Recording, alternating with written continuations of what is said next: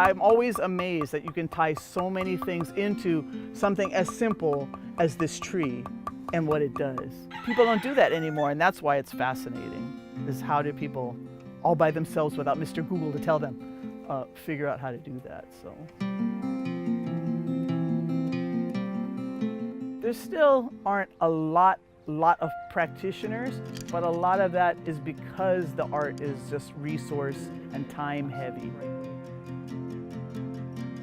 So the art of kapa making involved the materials and plants that people use to make clothing and blankets and any kind of dressings and things that they used in their daily lives.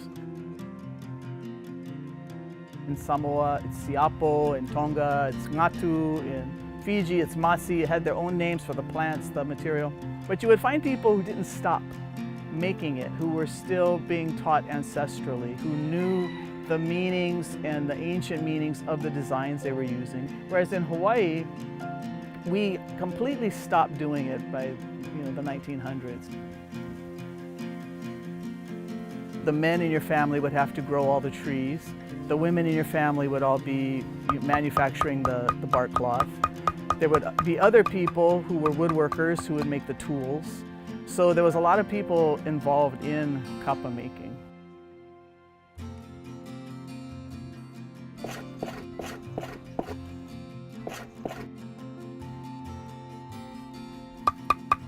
First, it starts with the trees. You've got to grow good trees for that. And the tree we use is paper mulberry. It's a Brocinettia papyrifera.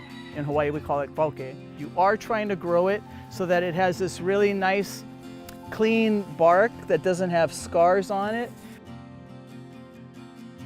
And then you've got all the tools that need to be made. That's a whole other thing, because those woods that they use traditionally are very specific. And because nowadays a lot of those woods are rare and endangered, we have to use alternate woods that act the same way. When you go to the beach to gather those stones, you don't just pick them up and throw them in the trunk of the car. You got to ask them if they want to come, because now they're going to spend the rest of their life with this going on their back. So you have to, like all arts, you have to develop a relationship with your materials.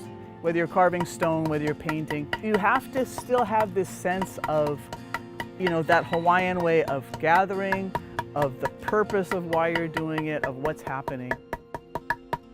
Even in a modern time, there's still a lot of traditional culture that by necessity is a part of this art.